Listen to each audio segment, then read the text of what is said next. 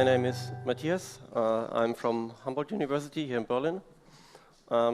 First, quick overview about myself. So I'm a PhD student at the Database and Information Systems group at Humboldt University.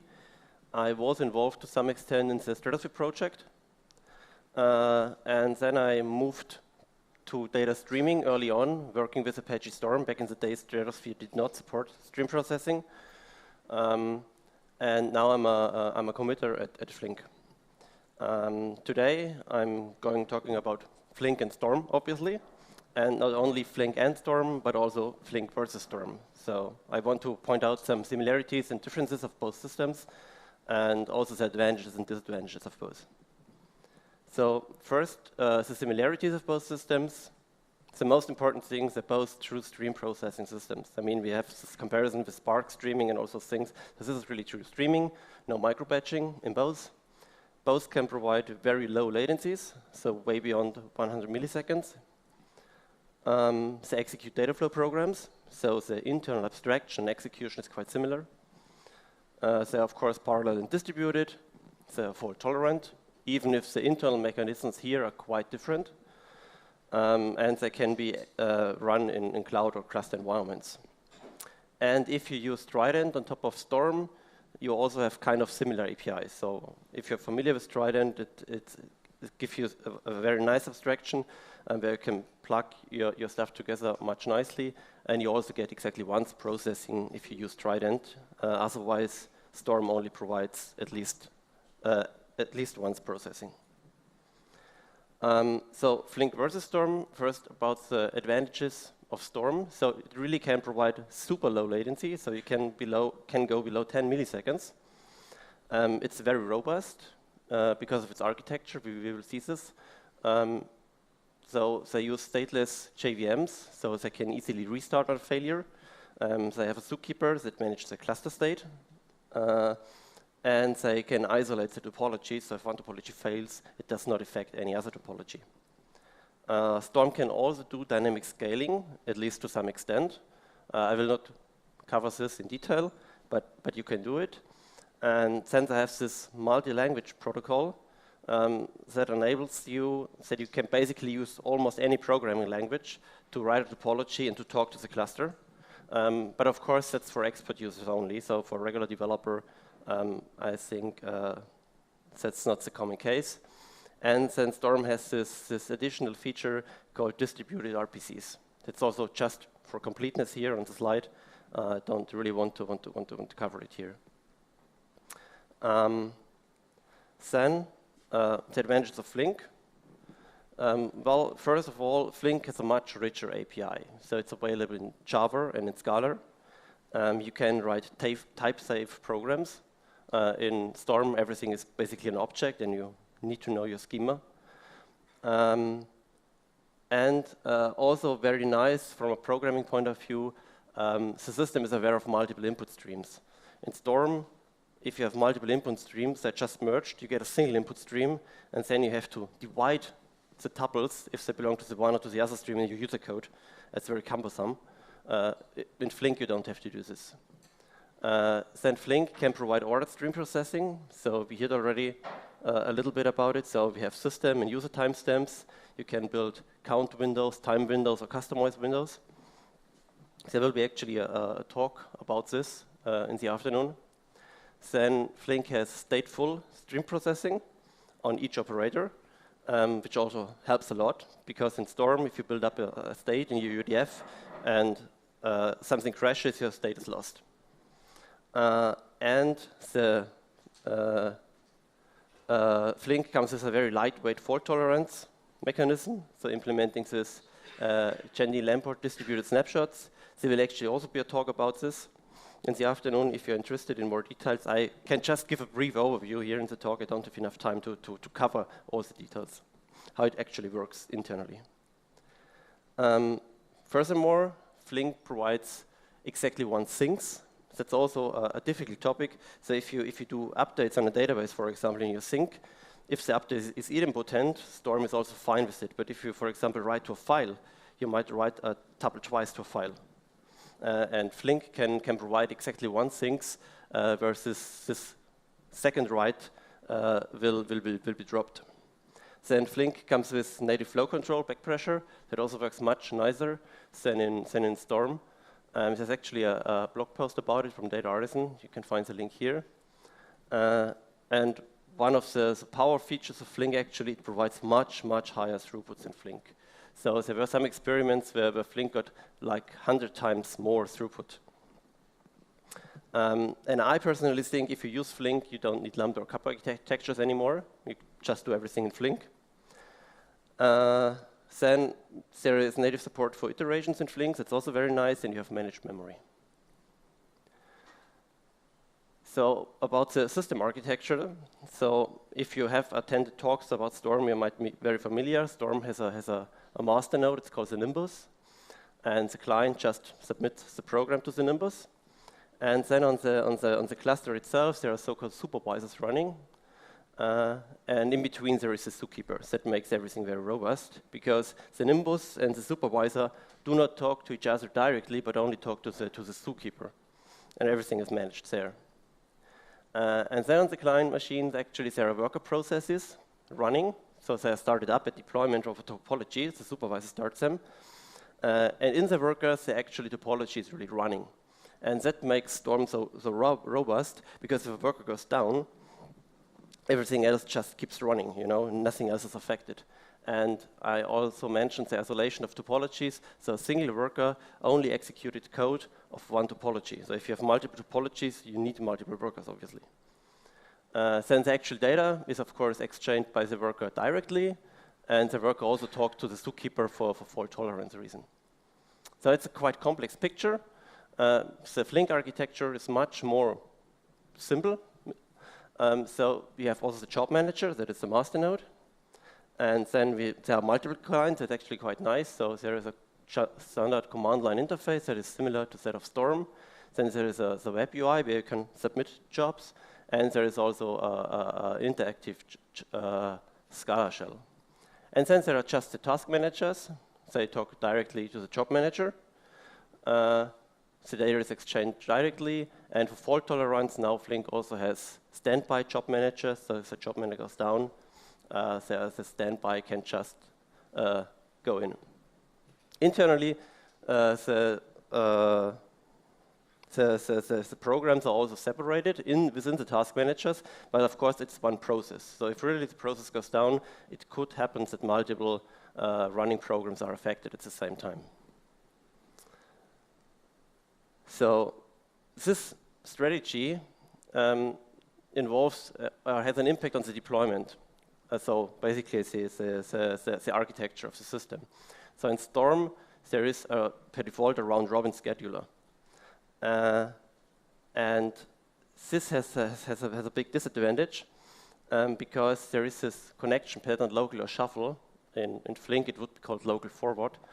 And this connection pattern, even if it's there in Storm, it is poorly exploited. And I will show why now. So imagine we have a simple word count program with an additional filter to filter out some garbage that we don't wanna compute. And let's assume that the parallelism is 2, except for the sink and for the source. They're singly threaded. And we have 4 worker nodes here. So in Storm, the source would be deployed on the first worker, and then we get 2 filters, and they are, or tokenizers first 2 tokenizers, and they're put to the next workers. So we have network connections in between. So even if this is basically a shuffle, a local or shuffle pattern, it cannot be really exploited. Then if we get the 2 filters, so it's also a random distribution, no grouping, they would go round robin to the first worker and then to the first worker again. Now we get the grouping, the counting, so we have a lot of connections here, and then finally the sync. So you see it's going over the network all over again, from worker to worker to worker. And even if you can provide a custom scheduler, that's also very hard, then you could avoid this to some extent. In Flink, the deployment looks very, very different. So we also have these 4 workers again, but Flink always deploys basically the whole pipeline to a single task manager. So in this case, it would look like this. You have the source again, and then one tokenizer is put local, and the other, of course, has to put remote because we have parallelism of 2. Then we have the filters, but now you see the filters are directly connected to the tokenizers, so there's no network in between. Then we have the counting phase where we need to shuffle data around because we need to group, so there is some network, and then finally it goes back to the sink. And now the nice thing Flink actually does is those two operators are chained together. So, and chaining together means basically it's running in one thread and there's no queue in between. So in Storm, if you get a local and shuffle pattern, and you can collocate two tasks, they're running in two threads and there's a queue in between. So even if you avoid the network, there's still a lot of overhead that you do not have in Flink. Okay, now I want to talk about the compatibility of Storm. That's a new feature. The idea is that you have topologies that you wrote in Storm, and now you want to execute it in Flink to get the benefits Flink can provide, and also the higher throughput and still very low latency. So what you can do is we have basically two modes here. So first you can execute a complete topology as it is. And secondly, you can use single spouts or bolts that you implemented in Storm and plug it into a Flink streaming program. So you can reuse your code and then enrich it with Flink features, basically. From a architecture point of view, you might be familiar. We have the runtime, and we have the different APIs, and so the Storm compatibility layer now sits on top of the streaming API. Next to the table API of streaming. How does it actually work? So if you're familiar with Storm, Storm has a topology builder, a Storm submitter, a client, and a local cluster. And now the Storm compatibility layer has basically replacements for those four, and you now program against those. The point is they're completely API compatible. So you just exchange your object, and you're done. We will see a code example. And then if you want to use embedded mode, so we are using two wrappers. So basically the Spout wrapper and the bolt wrapper. Where you basically plug in your Spout or bolt, and then you can execute it within a Flink streaming program. And I will also show a code example. And additionally, Flink has a nice feature. Flink can execute streaming programs also in a finite way. So for example, if you have a stream program that basically reads data from a file for doing some replaying, and the file is finished, Flink can then finish the processing and shut down your program. Storm cannot do this. In Storm, you always have this kind of timing problem. If you have this file, you read it, then you need to monitor it until you're done, and then you need to kill your topology manually.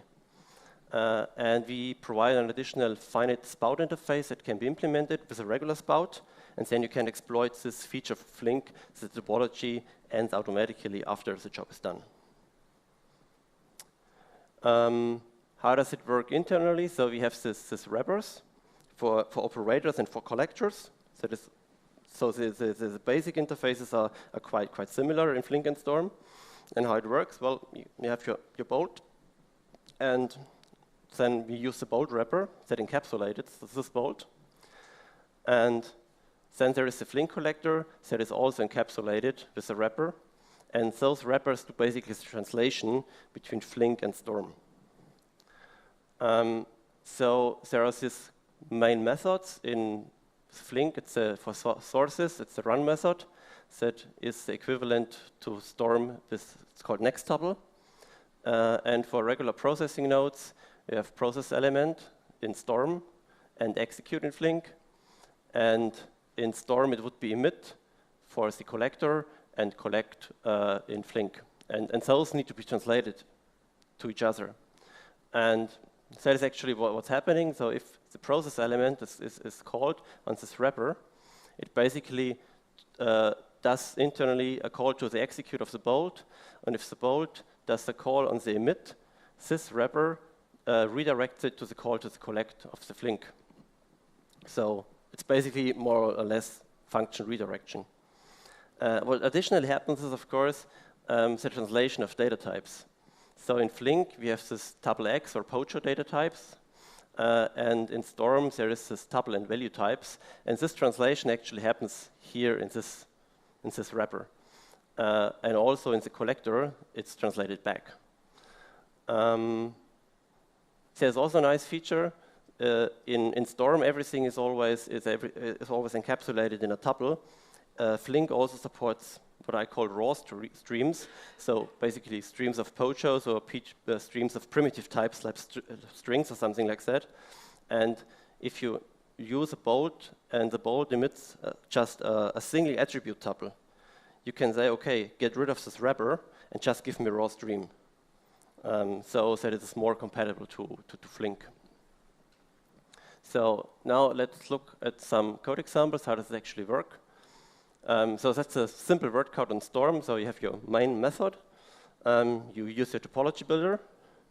And then you plug together your topology. So we're starting with a source. So it should be a file spout, reading some text file locally. The source has a name. Then you wanna tokenize the data. So you add a bolt.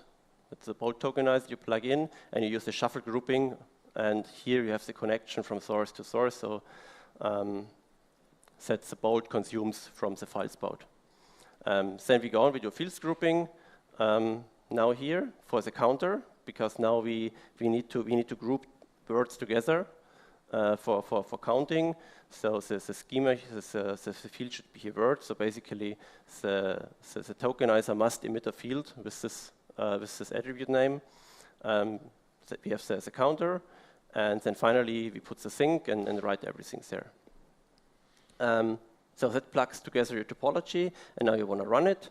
So you use, for example, a Storm submitter to submit the topology to a remote cluster. You call the create method on the builder that really translate this to an executable program, give it a name, a configuration, and it runs. If you are familiar with Storm, it's straightforward. What I do not like about this API, basically, is this linkage of this names. So you really need to know your names and have to be careful that you plug the stuff together. It's not very fluent, I would say. So if you want to execute this in Flink, it's basically quite simple. You need to change only 2 lines of code. You replace the topology builder with the Flink topology builder first, and then you replace the Storm submitter with the Flink submitter, repackage everything, and now just send it to the Flink cluster, and you're done. And that's basically very nice, because it makes the transition so easy. So if you really want to run a whole topology in Storm, changing 2 lines of code is completely sufficient. In embedded mode, it's a little bit more complicated right now, but we are trying to get it easier. So now we do the word count in Flink, and however, we use a Spout as a source. So in Flink, you have an execution environment. So we just get an object of that. And then we start by adding a source. So what we want to use again is our file Spout from before. So we need to use the wrapper object and plug in this file Spout. So that's the same class we used before in the example. What we see here now already is that we get type safety here. So we can say, okay, the file Spout gives us a tuple, or a type of tuple 1, and it has a single attribute, it's a string. You could get rid of this tuple 1. I just leave it here in this example, but you could also get rid of it. And you also need to specify the type explicitly here, because if you plug it together like this, Flink cannot infer the type automatically. So you have to make it explicit again. And this is boilerplate code we try to get rid of later. And now you have your data stream, your Flink data stream, and now you can just use the Flink API to process this data as you would have done before. So use a flat map for your tokenizer. The tokenizer then has output tuple2 string integer as data type. you say, okay, I want a key by 0 so on the string, and I want to sum 1, attribute 1, the integer, and then I write the result to a text file.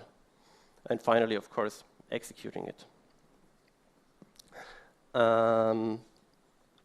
The same we can do by embedding a bolt. So now we also have the stream execution environment again.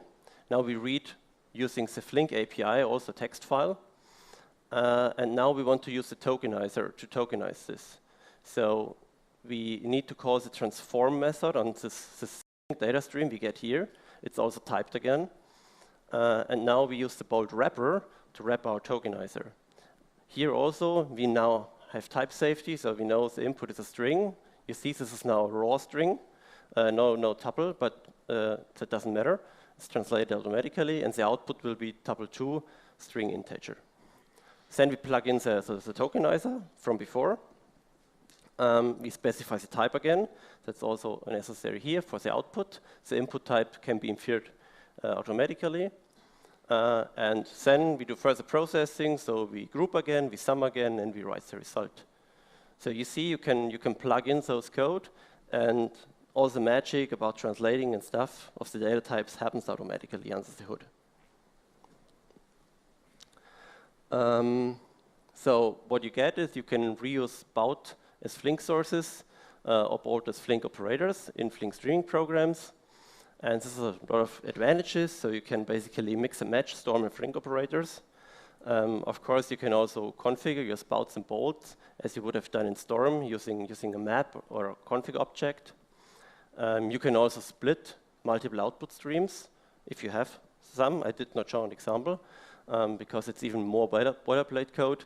In the whole topology mode, you don't need to do anything. It happens under the hood for you. It's just for the embedded mode where you need to do a little bit more work. Then I mentioned already, you get the type safety. And we have this nice finite spout interface where you can exploit this feature of Flink as well. Currently, the problem is really that you have a lot of boilerplate code in the embedded mode. But as I mentioned, we have plans to get rid of this.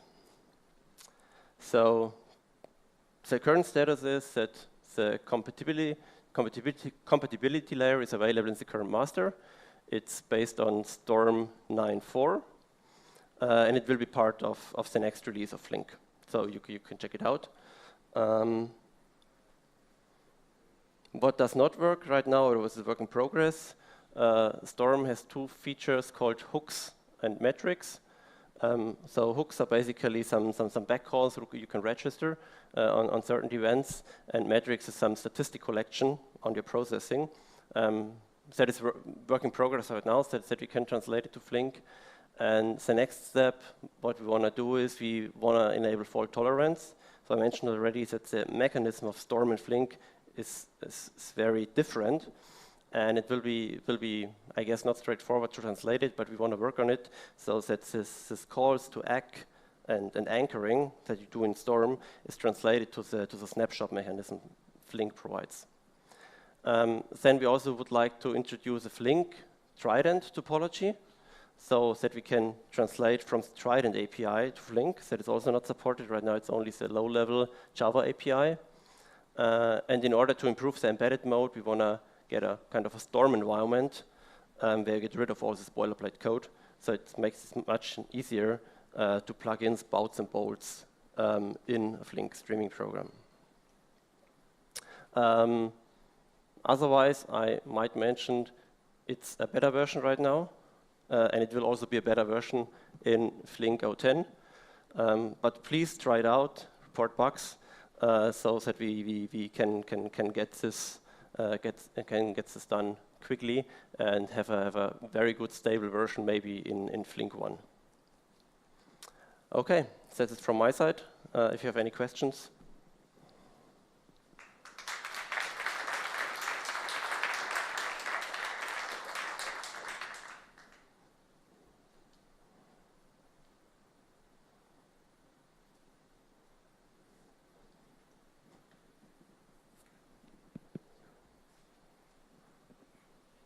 Did you do any performance tests of the Storm compatibility layer, or are there can users expect any performance differences by using the Storm compatibility layer?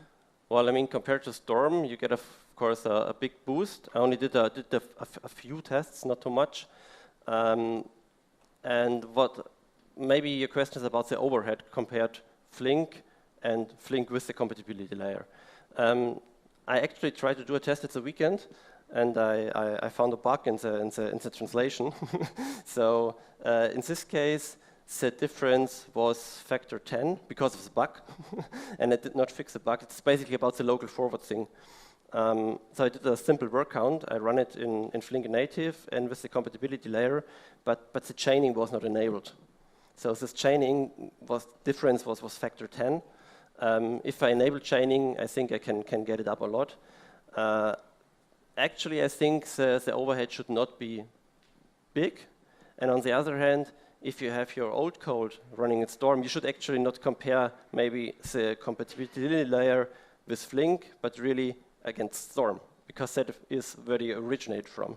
And they will get a huge performance boost. But I don't have any numbers yet. But we are planning to do a blog post if the layer is more stable, and then we will include some performance numbers, of course.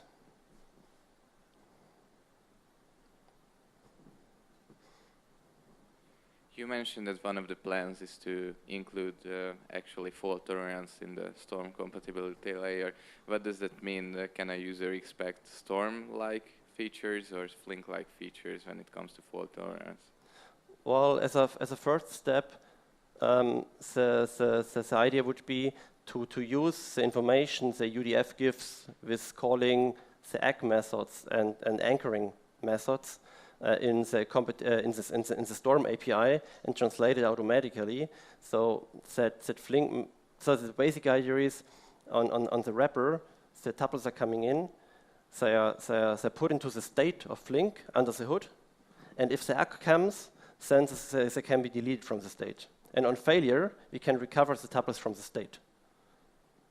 So that is basically the main idea we have, because we don't want to go back to the source. Flink does not have this callbacks to the source, and that is also what we want to avoid, because it makes Storm's fault tolerance mechanism so slow.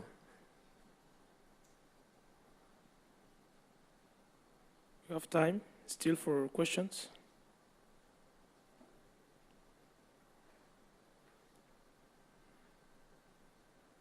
Thank you so much.